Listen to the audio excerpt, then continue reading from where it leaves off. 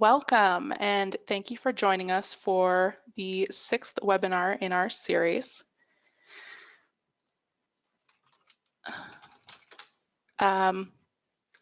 This month we'll be talking about major gifts, the second floor of the House of Development.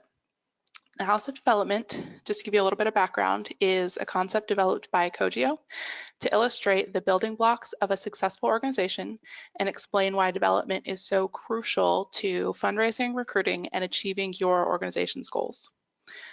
Before we get started, some quick housekeeping things. I'm Jen. I'm the creative director of TAP Network. I will be moderating and introducing our main speaker. We will be taking questions at the end. Desktop viewers can submit questions through the chat option on the GoToWebinar interface.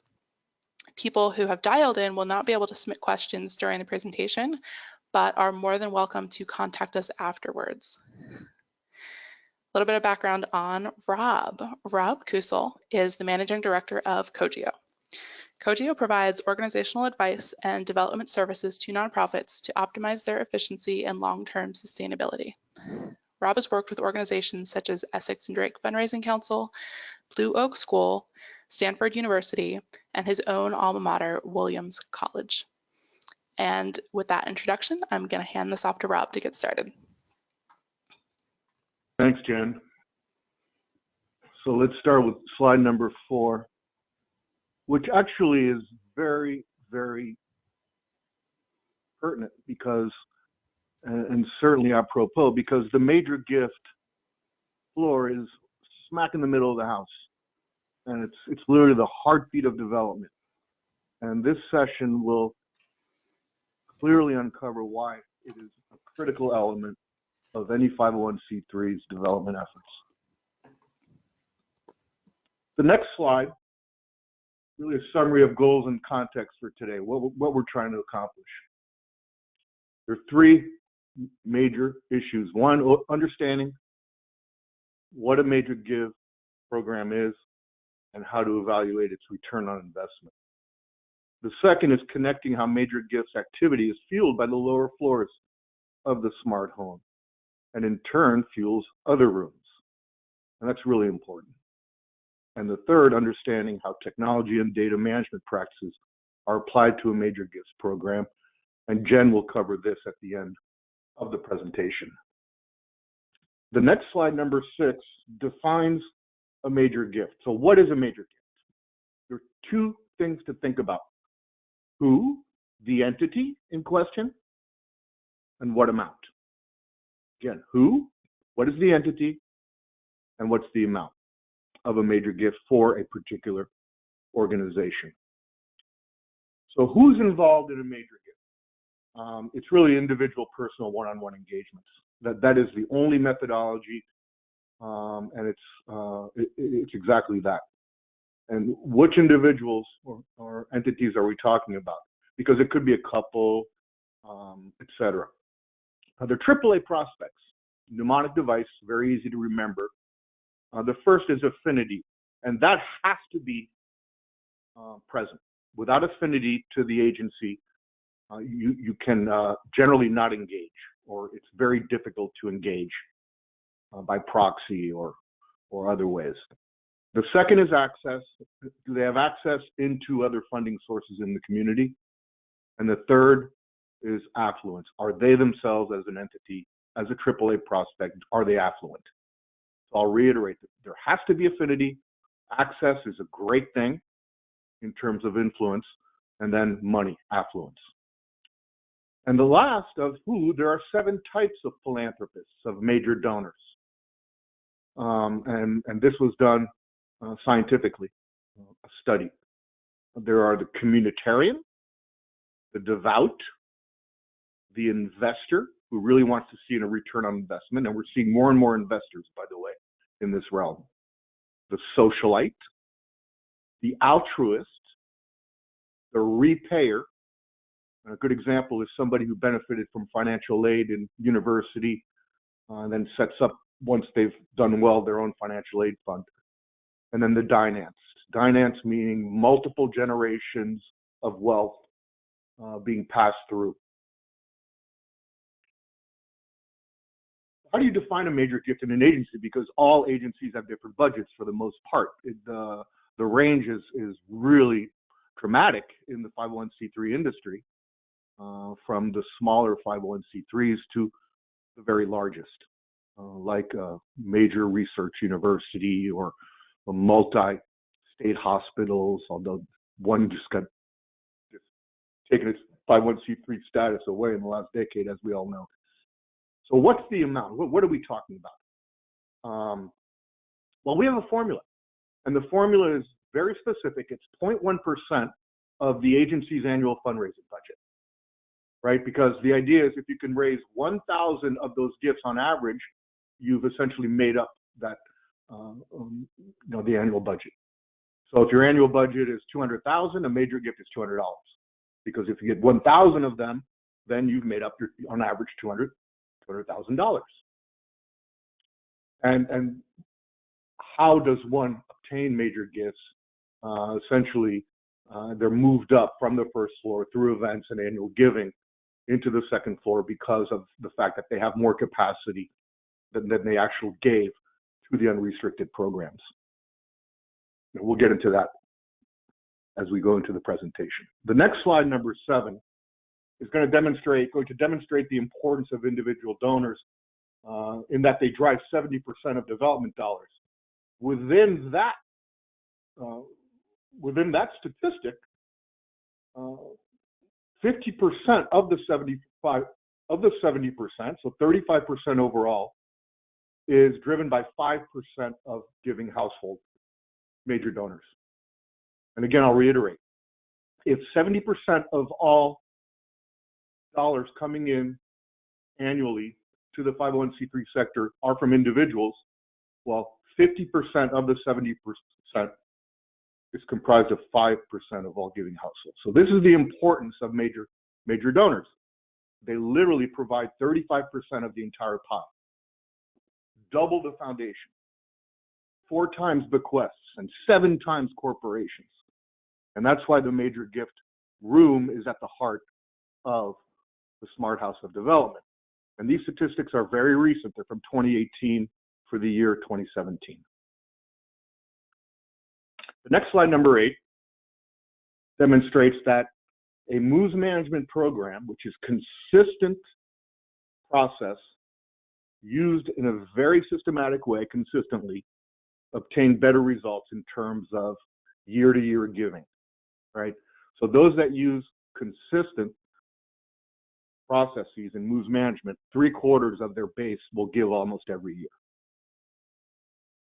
That gets cut in half nearly when the use is inconsistent and doesn't change much, even if you don't use it, ironically. The number that is a little bit more dramatic is the sometimes number for the use inconsistent and the do not use. But look at how important mechanisms and systems are as it relates to a major gift program. And that is the implementation, the adoption and implementation of a MOVES management program that is robust. And you'll understand MOVES management as we progress into the presentation. What are the elements, slide number 9, what are the elements of a major gift program? There's several key elements. The first, case statement. And what is a case statement? Now, again, you've heard the terms, you may have heard the terms case for support, case statement, and case study. So a case for support is what's tested during a feasibility study in a capital campaign. It's a test. And a case statement is what's leveraged in a major gifts program or in a capital campaign.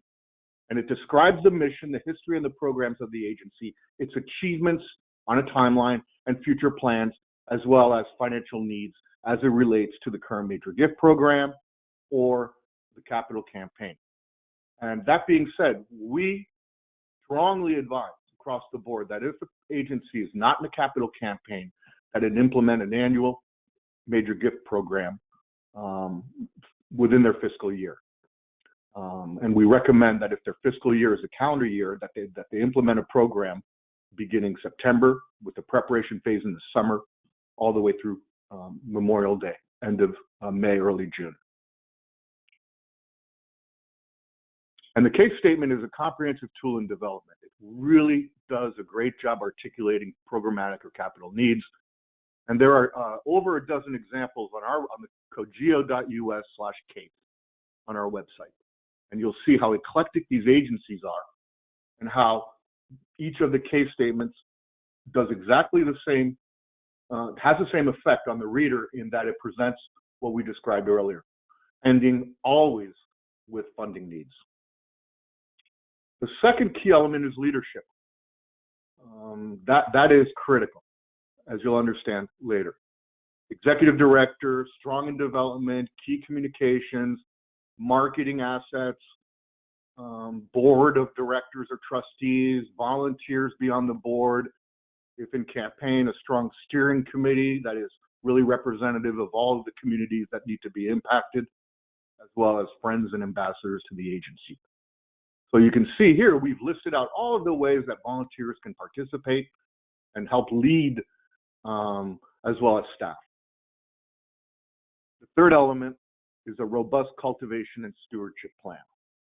And the next slide really looks at best practices in major gifts programs. Now, the reason why I'm not touching on the last slide on stewardship, we're really going to discuss that in a bit in detail. So let's go to slide 10. Best practices in major gifts program. It's a circle or a cyclical process on an annual basis. And how does it work? At the top, you start with identification, right? You then, once you've identified a potential major donor, and how does this identification occur? Remember, we talked about the funnel upward effect in the Smart House of Development. So if somebody gives you what is considered to be a major gift in your agency in an annual giving program or a special event, well, then they merit research, right? And so research is done either using a global database wealth screening process, which is what we use with all of our clients, which provides accurate information on the actual net worth of the entity being researched. But once you've done that and understood that, then you're going to prioritize your prospects, right? We talked about the AAA characteristics, and the affluence characteristic really does come through on screening. The next slide moves management, right? Because from research, now that you know what the entity is capable of, given that they have affinity to your agency since they've made a gift, or you feel like they should, and if they haven't made a gift, that they could be interested given their own personal biases. So how does moves management work? Really, it's obtaining the meeting, and it's through a donor-centric methodology, which is to say, if in fact nobody in the agency knows the donor on staff, then we look to the board and other volunteers to triangulate into that particular individual.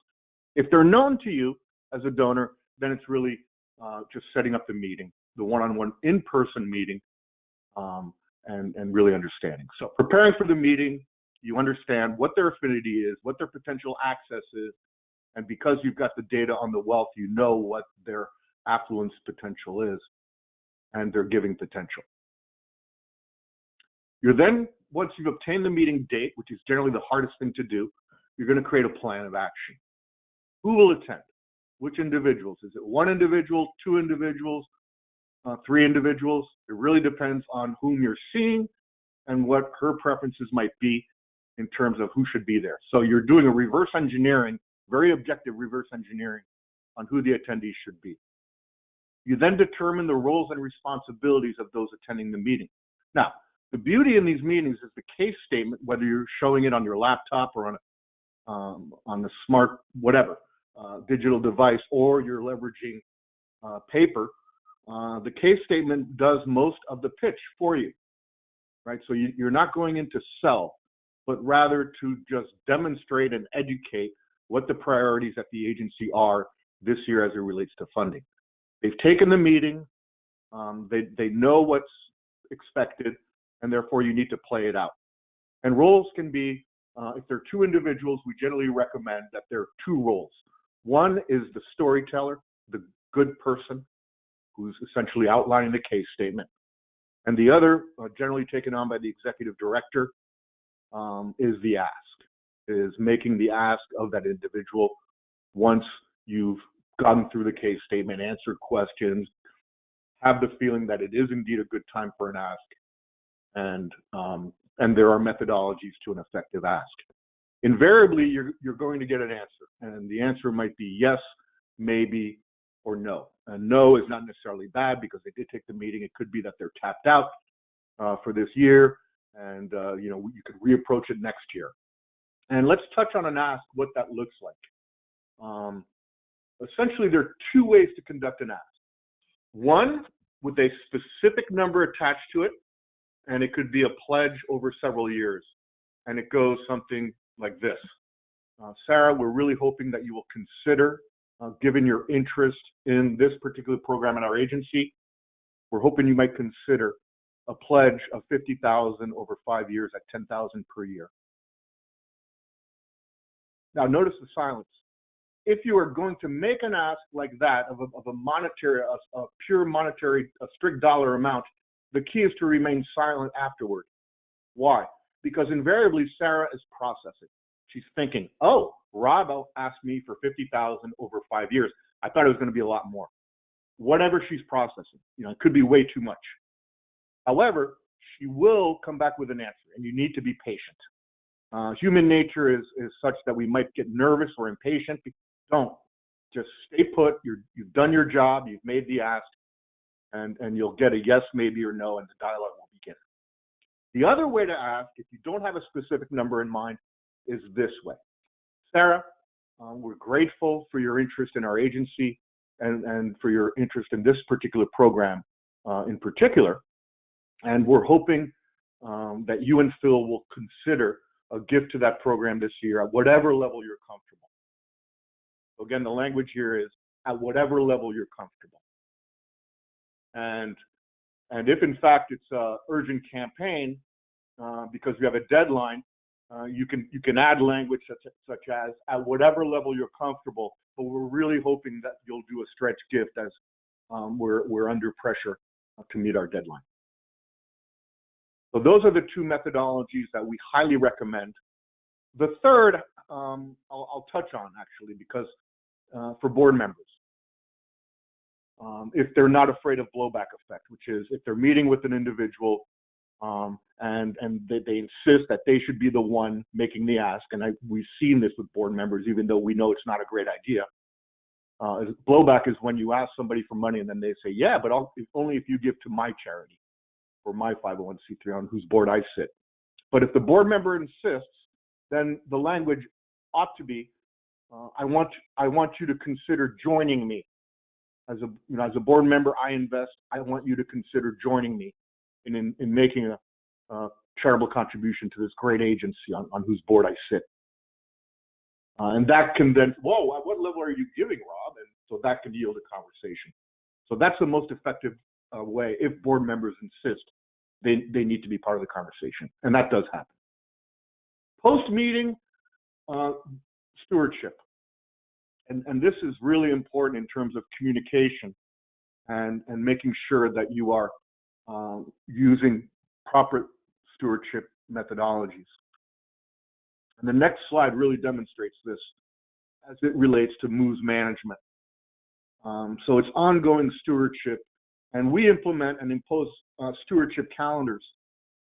And what is stewardship? Well, it's really informing donors of what's happening at the agency subsequent to their investment. And there are two ways to think about this. Let's use a subjective example. Let's say a donor has given you $5,000 unrestricted in a December gift. So this month, $5,000 unrestricted. Again, it's just an example. Well, the way to steward something like that is this way. Every 3 months, so in your CRM, you ping yourself in mid-March, 3 months out, you're going to write them a note saying that, hey, because of your investment in us, this quarter with the $1,250 that we allocated through your generous gift of $5,000, we were able to do this, this, and this. And thank you again so much. In June, we do the same thing. Again, this quarter with your $1,250, we were able to do, and it may be the same things, it could be different things. And again, in September, we do the same thing. The only difference in that communication is we end it with, we look forward to meeting with you sometime later this fall to bring you up to speed in person. And what are you really setting up? Just a thank you meeting, because again, they've made their gift, and you're also going to set them up for the next gift for the following year. And because you've done such a great job stewarding their gift compared to the competition, and who is the competition? Well, it's the other 501c3s to which they're giving. And they're generally just giving the standard thank you note that may, in this day and age, come computerized, and it's digitally fabricated, and therefore very impersonal and certainly thoroughly generic. It does satisfy. But if you use this methodology, it's very, very powerful. Now, if it's not a big gift, right, if it's not over 1,000, and we do recommend, particularly if you're not a multi-million-dollar agency, that anything over 1,000 be treated in the way I just described. So if it were 1,000, it'd be 250, 250, 250 each quarter, which would be significant if you're a $200,000 agency. If you don't have that, then you want to thank them immediately after they've made their $500 gift. And then you also do moves every quarter. It's just not around that content. It's something different. It's maybe a description of how well we're doing as an agency, an update on a certain program which you know they like, whatever, just something. Tools for stewardship, much easier in this day and age with digital. It was difficult back in the 90s because everything was done with stamps and in person. And so stewarding donors was much more difficult in that day and age. And because you want to do it in a donor-centric fashion, be very sensitive as to whether they want an email, or they want it done by text, or they want it done by snail mail. It really does vary. And just know and make a note in your CRM system on what their preferred method of communication might be. We just had an instance with a major donor in San Francisco with a client where we thought she would really not like email, but we decided that we should leave a voicemail or call her. It was about her grandson making a great speech at a cultivation event. And so the executive director called, left a voicemail, and lo and behold, she emailed him right back, even though we thought the best methodology was voicemail. So there you have it. Now we know that she's not completely adverse to email, which was hilarious. So, systems. I touched on CRM. All of you, I would hope, have a data recording database. If you don't, Salesforce.com has a free product for the 501c3 nonprofit sector, and we're happy to help you get set up on that. We put all of our clients that are not equipped on Salesforce. It's fantastic. You want to have communication tools that wrap around that, and Jen is going to touch on that. Document storage, obviously, where everybody knows the stuff is. Google has really helped that with their cloud. And standing meetings in terms of standardized agenda for those meetings. Everything should be agenda driven as it relates to major gift program. And that is a thorough review of your major donor entities every development committee meeting, if not every week, with your executive director.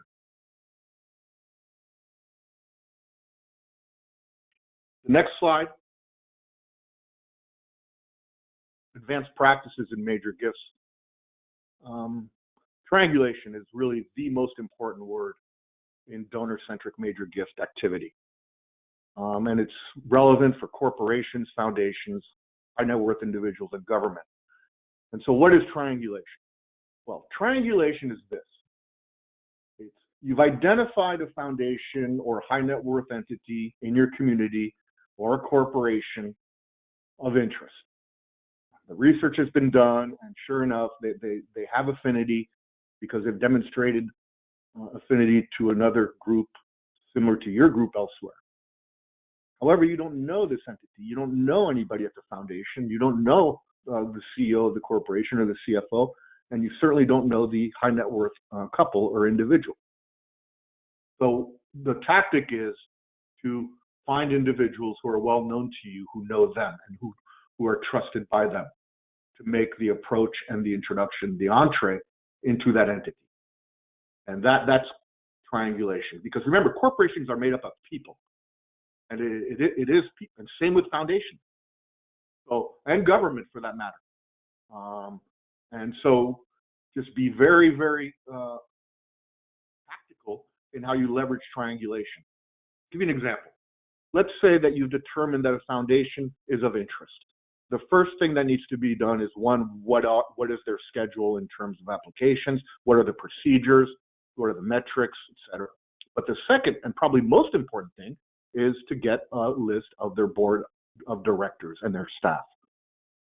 And then if no one on your staff has an entree into any of those individuals, then you are going to vet that list with anyone that's in your steering committee, on your major gift team in the agency. That includes development committee, the board of trustees, board of directors, and other super volunteers.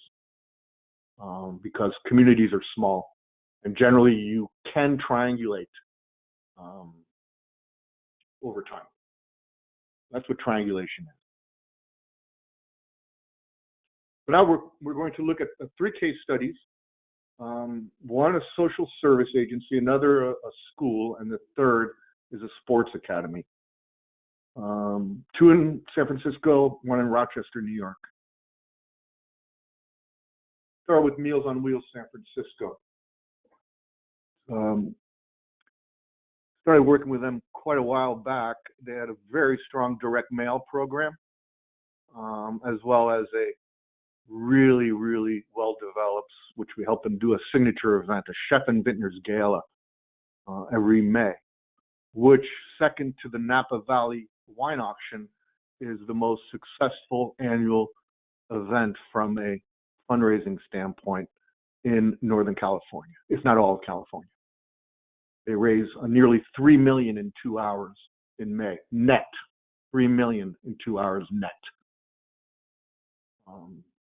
And so those 2 things really made it clear that if they were to launch a major gift program, it would have strong potential. So that was done about 12 years ago. And it turned from 2 very strong first floor smart house programs into developing the second floor. Okay. And so we triangulated into corporations. Every year, for example, there's a raffle at the special event at the Chef and Vintners Gala, because they've got a great relationship with the CEO of BMW Mini in San Francisco, who donates a BMW every year, 100%. And so they run a very high-end raffle program so that there's a limited number of tickets, stronger ability to win. They also develop strong foundation relationships, again, through relations. And then they implemented, through our advice, a very strong retail conversion into a dual ask program. So all of those individuals who were giving big gifts at the gala in particular, and in their annual giving program, they were now being met person to person, just as we described, and educated on the case statement for that year. So a massively strong program for the first 7 years.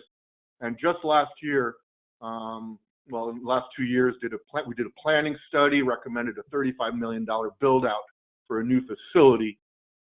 And it's on their website, mowsf.org, and you can take a look for yourself at what they're up to. And they've already raised 3/4 of it in the first 8 months, 9 months. Incredible. So that is truly A to Z, right? So taking the House of Development from the first floor to really robust programs that were developed, and then converting those into 3 very robust rooms, and now they're in the transformative phase, which is a capital campaign with a fabulous new facility. I urge you to check out their website. The next case study is St. John Bosco School in Rochester, New York. This was last year, this project. Went up there. What we found was very strong, dedicated leadership, decent annual giving, very strong support from the board, because they were, in this case, devout, very, very altruistic, devout major donors. One head of a bank, the other head of an insurance consortium. And but they had no previous consistent major gift activities within St. John. Now, these two individuals in particular did elsewhere in their parishes in particular, but not at St. John. And what catalyzed this is they had a leaking roof smack in the middle of their nice school. And I saw it. Unfortunately, it was raining the day I visited, and sure enough, they had a real need. So what do? We put together a steering committee of key individuals and had the director of development as a strong lead. She herself was a major donor. Her husband was a banker, is a banker. And so she had really good qualities as a director of development in terms of being able to actually talk the talk. We developed their case statement, which is on the Cogeo site. You can take a look at it later. And then we developed a matrix of high net worth individuals and foundations and small businesses that they knew as parents, current parents. And we developed a series of systematic one-on-one meetings, leveraging the head of school through the director of development, and systematic targeted approaches over the course of 10 months. And great news, they have a new roof. The $200,000 goal, not a big goal, but again, it's a lot of work when you go from 0 to 200,000. It's the same amount of work as raising 35 million or 28 million in Meals on Wheels, right? Who had been doing it for 12 years. So that was just great. They feel fantastic, and they now are doing development, which is good. The next case study, back to San Francisco. This is a startup, 2014 startup organization of the Elite Academy, wealthy parent segment within the club. We say segment because their mission from the start of their operations was that they were committed to access for all and financial assistance, because they knew that many of the top players were resided in either the Mission District or the Bayview District of San Francisco, which economically are downtrodden. And so a big Latino population, great talent, and they really wanted to give those families access if the families were interested, and they were. So noble from the start, truly admirable, given those of you who are familiar with the pay-to-play model in America. This was a dramatic approach, different approach. So we developed a case statement, which again you can find on our website. We developed, in this case, because of the wealth of the parents, a series of cultivation events. What is a cultivation event? It's a great tool for a major gift program or a capital campaign, because it has big return on investment and it's low cost to produce and really, really effective as well in terms of educating constituencies. You find a host, a nice home. Generally Thursday evening is the best.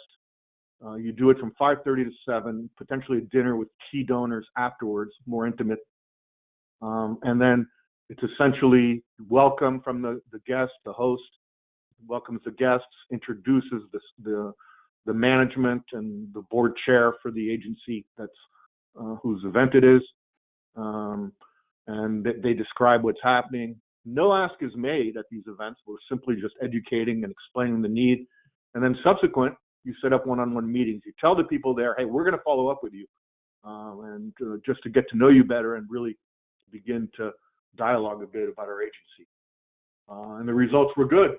In 2016, again, year preparation, execution occurred, 94,000 raised, nearly doubled that the following year. And then great news, the following year after that, it really, really went up. We didn't get all their stats, so they probably raised over 250,000, including a first installment of a 5-year, $500,000 pledge of a parent-run foundation who had attended one of the cultivation events and where we negotiated on behalf of the Elite Academy of this particular transaction. By the way, we asked for 600,000, 125,000 a year, which covered the entire financial aid budget, which was the intention of the parent, but they decided to give 100,000 a year. Which, by the way, what does that do? It now relieves the academy of $100,000 budgeted, because This particular gift had not been budgeted. So it was truly transformational. And again, the result of a cultivation event and a negotiation. Now Jen is going to talk about how you are going to leverage all sorts of fun things as it relates to technology. Thanks, Rob. I actually love what Rob did with the 7 Faces of Philanthropy, because in marketing, we're always talking about your target audience and, identifying them, what they care about, and keeping them front and center with all of these other efforts that you're doing. So I feel like that was a perfect example of identifying your different prospects with those 7 different categories. So for my first slide, I'm going to be talking about the traditional marketing cycle and how it relates to major gifts. The way that you would market for any other project versus like identifying major gifts prospects, it's pretty much the same process. It's just that there are some key differences, I guess, in the closing stage because you have a specific goal in mind with this audience. So to just kind of review the typical marketing cycle, in Attract, that's the very beginning of the cycle. So you're bringing in new users to your site or your social media channels. At Convert, this is after they've been exposed to you and encouraging them to take some form of action, at which point they become a lead. And then Close is turning that lead into a customer or donor. So the close phase is what we'll really be talking about with major gifts and all of that one-on-one interaction that Rob was talking about. We're not really going to go over Delight that much, but it is one of the main phases, so I'm going to mention it here.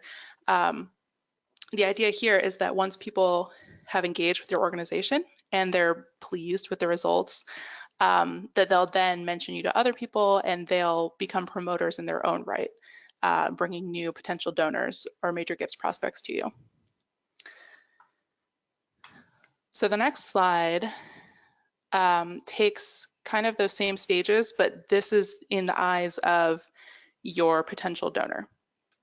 So the awareness stage, they're becoming aware of their own need or of the problem in general. And then at consideration, they're starting to brainstorm possible solutions to that need or problem. So say their need is to feel good about themselves, to feel philanthropic, then they're starting to look for different causes that they care about. Whereas if they become aware of the problem, like, oh, I didn't realize that, that this world issue, I didn't realize homelessness was such an issue. I didn't realize there were so many starving families in the US, whatever the problem might be. Then at the consideration stage, they're looking for different ways to get involved, whether that's going to be donating, volunteering, or so on. And then at decision phase is when they're looking at the solution that they've chosen and they're choosing a specific vendor or organization to work with. So in this case, you're bringing people through your funnel. You're casting that wide net with social media, SEO, ads, that sort of thing, and you're bringing them down into consideration. You're getting to know them a little bit better, and then in decision is when you're having one-to-one interactions and calls and discussing with them. And we're going to talk a little bit more about the tactics and techniques that are going to help you in that final closing stage with your major gifts donors. So the next slide is technology and tools. I'm not going to talk too much about the tools in awareness and consideration, but I will run through, and I wanted to give examples of some of our favorites in case you want to follow up and use any of these in your organization. So identifying potential prospects, out in the awareness phase, you'd be reaching out through social media,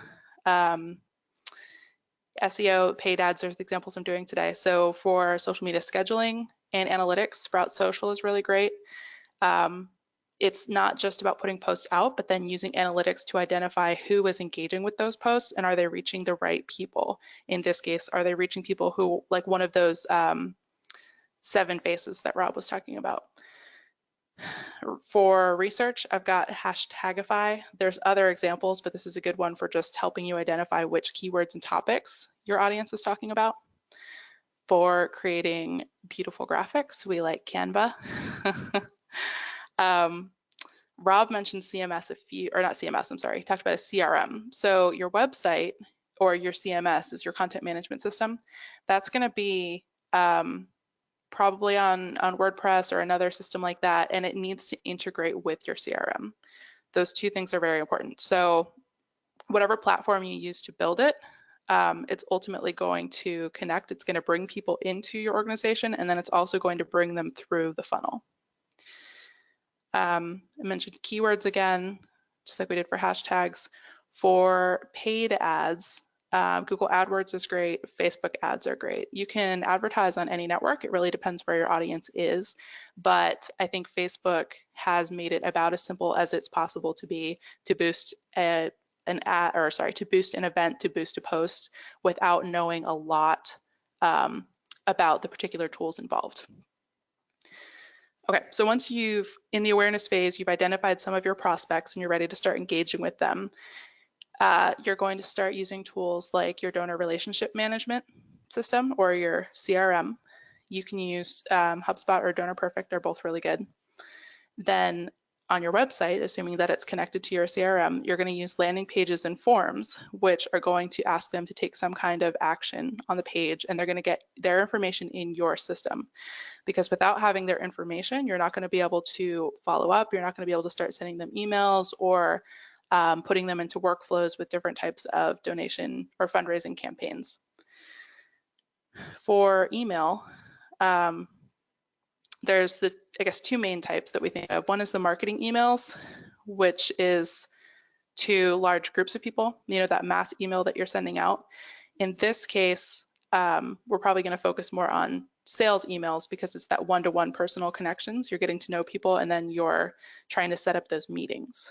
So for the mass emails, you can use a tool like HubSpot, or you can use something like MailChimp if you're using a tool just for email and not an all-in-one type tool.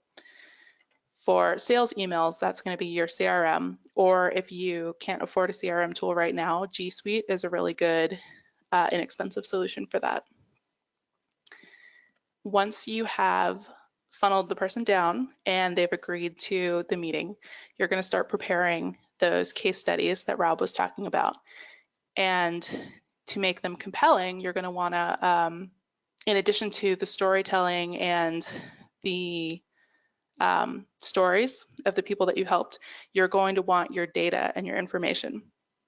So hopefully you've been collecting information on the work that you've been doing, and some great tools for that: Airtable, Google Sheets. If you don't want to use Airtable, it's pretty simple. It's a lot like Excel, but it's in the cloud so that you can have multiple people working on something without people undoing each other's edits. For finance and reporting, to show the impact of those donor dollars, tools like QuickBooks or Blackbaud. And then for visual representation, so that people can just see at a glance that really powerful impact imagery, there are some tools like Venngage and Piktochart. So you can create infographics, you can create pie charts, graphs, something simple just to show here's the money coming in, here's what we did with it, here's the lives we've impacted. So our case study that I'm going to talk about today is the Delaware Center for Health Innovation. A little bit of background on DCHI. They are a nonprofit collaboration that focuses on improving healthcare and population health outcomes.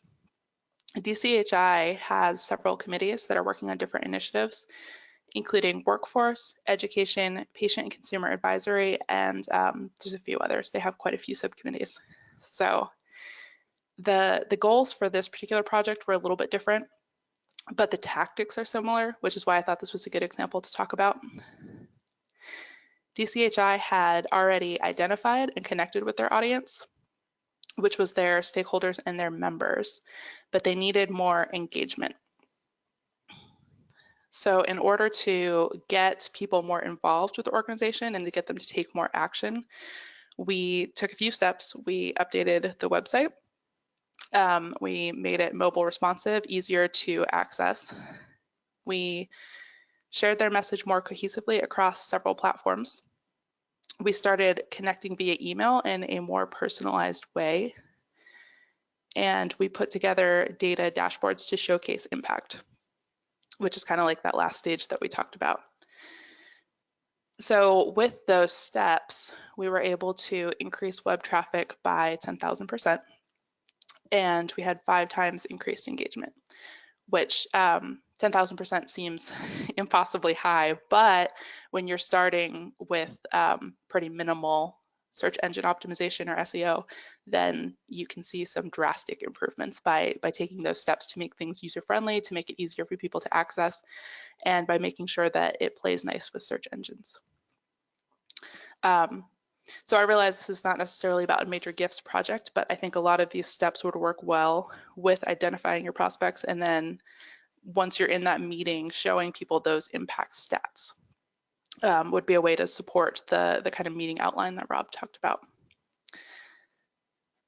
And that's all I've got. So I'm going to hand it back to Rob for the key takeaways. Thanks, Jen. 3 key takeaways. The first is the 35% rule, which if 70% of sector industry contributions, investments, transactions come from individuals, 50% of that comes from 5% of the wealthiest. So it's the most significant contributor to effective fundraising, short-term and long-term. And speaking of long-term, this was uncovered through a longitudinal research which Penelope Burke, B-U-R-K, Penelope, she's got a great book on donor-centered fundraising and donor-centered leadership, 2 great books that they did surrounding university and hospital-based major donors in the United States and Canada over a decade. And they came away with one specific conclusion, and it's in her book, Donor-Centered Fundraising, that this is their recommendation. Your only prospects are always generated from current donors. Only current donors will lead you, generally speaking, to great prospects. They will lead you to other potential donors through their own stewardship. And that's an adage that we firmly believe and that we see play out on a daily basis. Now, obviously, there are exceptions. This is not 100% true, but if this is something you implement and really focus on, through triangulation in particular, you will be successful growing your program, much like we did at the 3 case studies which we talked about. And then process. Jen just did a great job summarizing how to get organized and what tools are out there to be leveraged. Things have dramatically changed in the last 30 years. Take a case statement alone, right? In the 90s, the cost of production of a case statement was insane, and therefore prohibited many 501c3s from even considering a major gift program, never mind a capital campaign. And it was also, once you produced the document in print, you were stuck with it for the most part. Now we have Adobe, we have PDF, we've got all sorts of different technologies, which I'm still learning about. It changes every day. There's a new player every day that allows us to do content management, to Jen's point, on the fly. So a case statement can be edited on a daily basis if need be. Multiple case statements can be produced, so it's just a lot easier to be hyper-organized and strategic in the process given today's technologies, both on the back end and on the front end.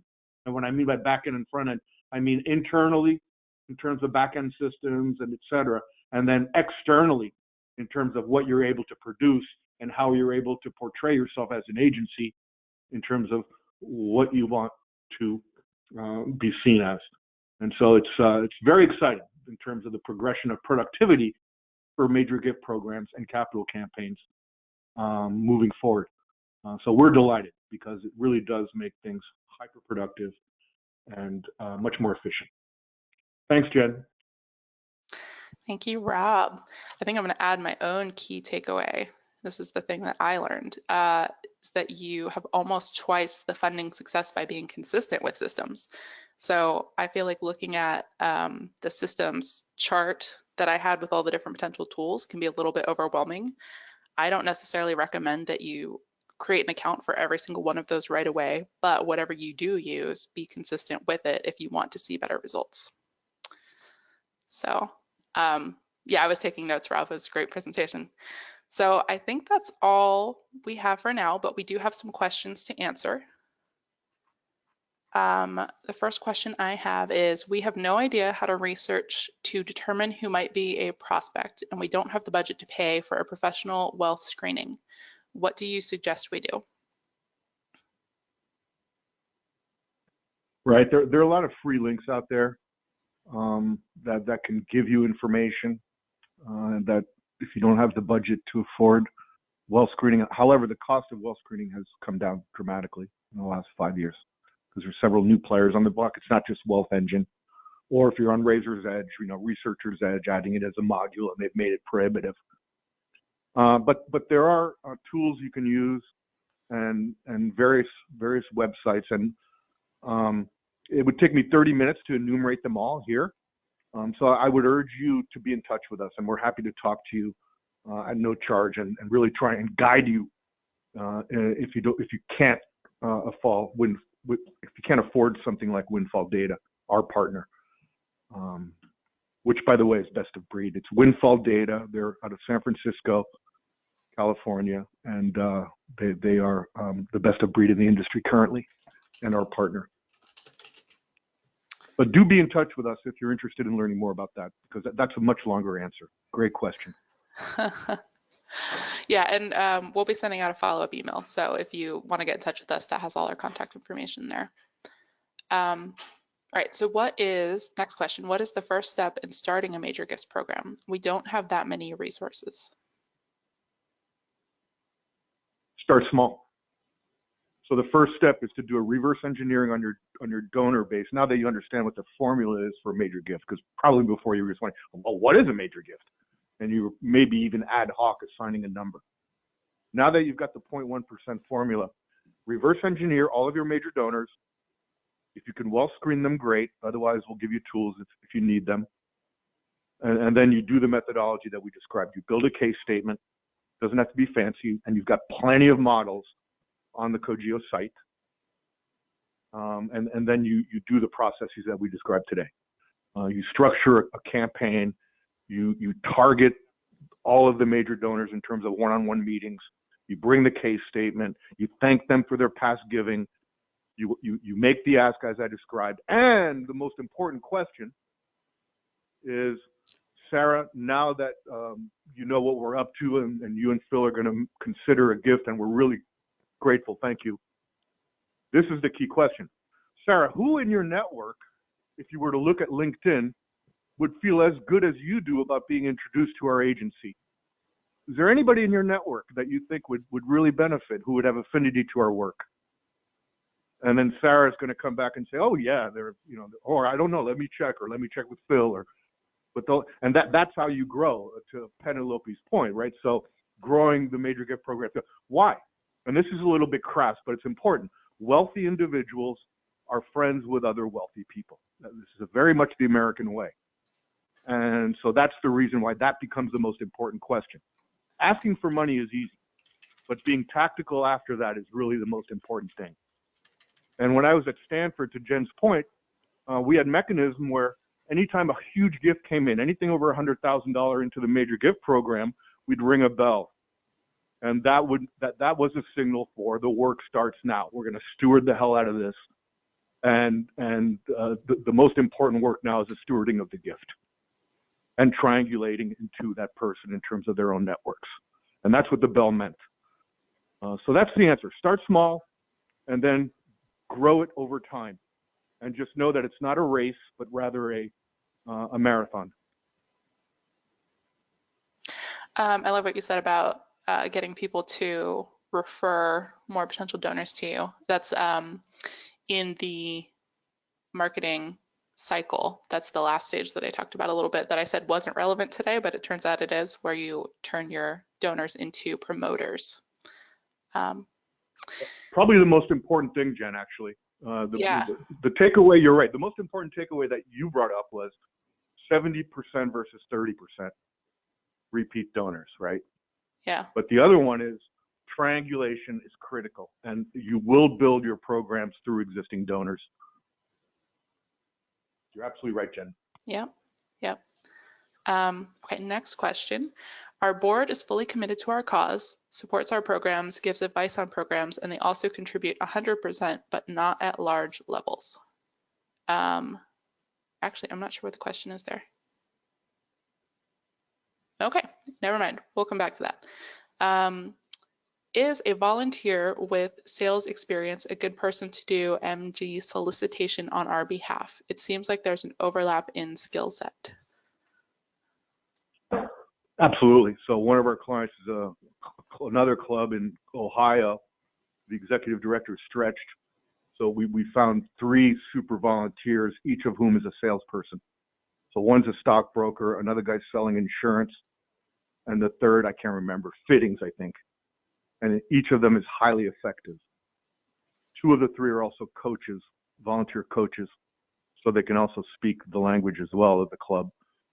But yeah, yes, there is no doubt that individuals with a background in sales have the type A personality and the necessary skill set to be effective. Absolutely. Okay, that is all the questions that we have for today, which is perfect because we're getting close to 4:30. Thanks again, everyone, for coming to the webinar. As I mentioned, we'll be sending out a follow-up email that will have the links to download the slides, rewatch the videos, and if you have more questions for me or for Rob, you can schedule a free meeting with us to get some advice and talk through some of the issues your organization is having. So please feel free to follow up, check out the videos, and then also be on the lookout for announcements for the next webinar, which will be in January. So that's it for today. We hope this was helpful and enjoy the rest of your week.